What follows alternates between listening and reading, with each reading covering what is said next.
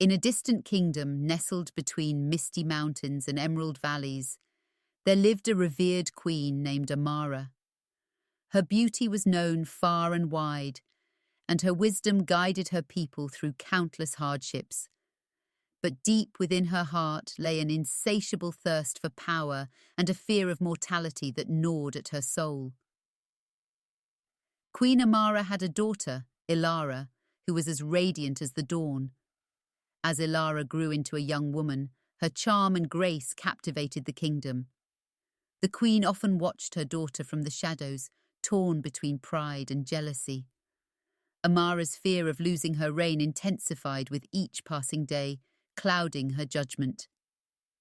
One fateful night, Amara ventured into the darkened forest near her castle, where ancient legends whispered of hidden magic. There, she encountered an old crone with eyes that gleamed like stars. "I can grant you immortality," the crone said, her voice as gravelly as the stones beneath their feet. "But there is a price. You must sacrifice your firstborn." The queen's heart raced. "Is there no other way?" she asked, dread pooling in her stomach.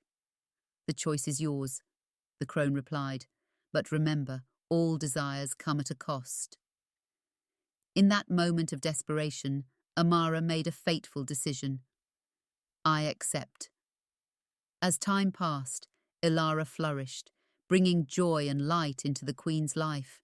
But with each laugh and every milestone, the burden of her choice weighed heavier on Amara's heart.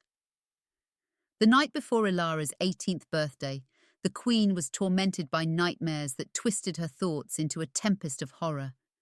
She awoke in a cold sweat, the crone's words echoing in her mind. On the day of the grand celebration, the kingdom erupted in joy.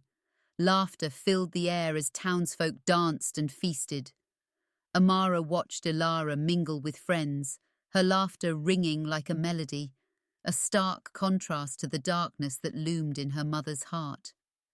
As twilight settled over the festivities, Amara pulled Elara aside, her heart racing. "My dear, there is something I must confess," she said, her voice trembling. "What is it, mother?"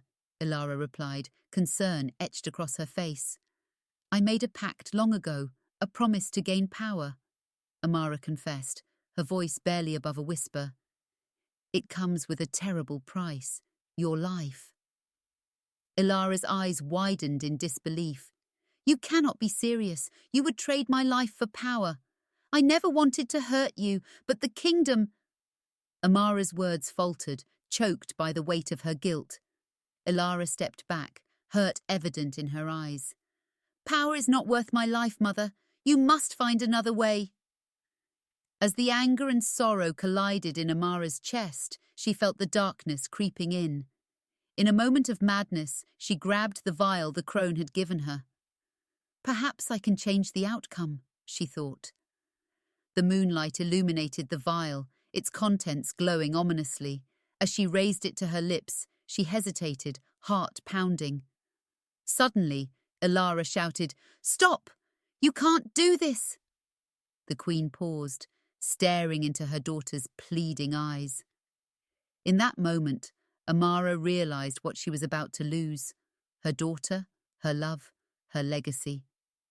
With a shuddering breath, she set the vial down, but the crone's curse echoed in her mind. Furious at her mother's betrayal, Elara ran from the throne room, her sobs echoing off the stone walls. Amara chased after her, but the palace felt like a labyrinth, twisting and turning away from her desperate cries. When she finally found Elara in the garden, surrounded by moonlit roses, it was too late. In her grief and rage, Elara confronted her mother. "You cannot take my life for your selfish desires. I will not let you." As the sun began to rise, the moment stretched like a taut string.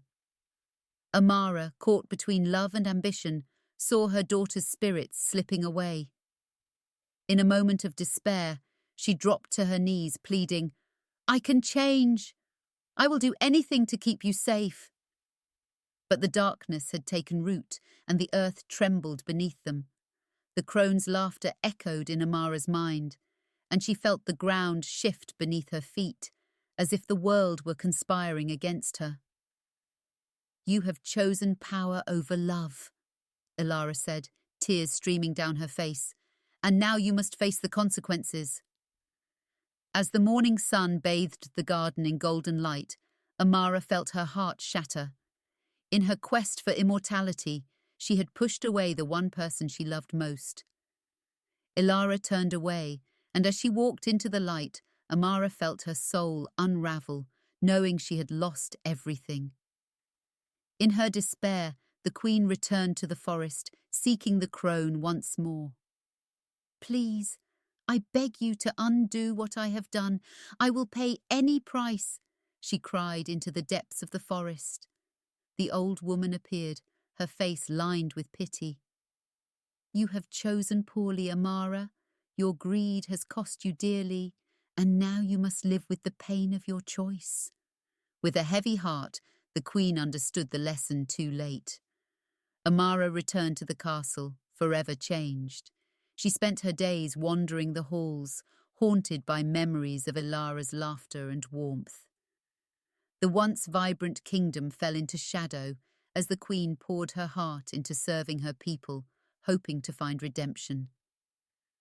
Though Amara could never bring her daughter back, she dedicated herself to the kingdom, instilling love and kindness where once she had sought power.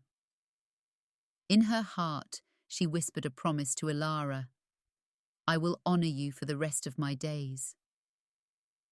And as the years passed, the tale of the queen who sacrificed everything for ambition became a warning, a story passed down through generations, a reminder that love is the greatest power of all, and the cost of ambition can be far too high,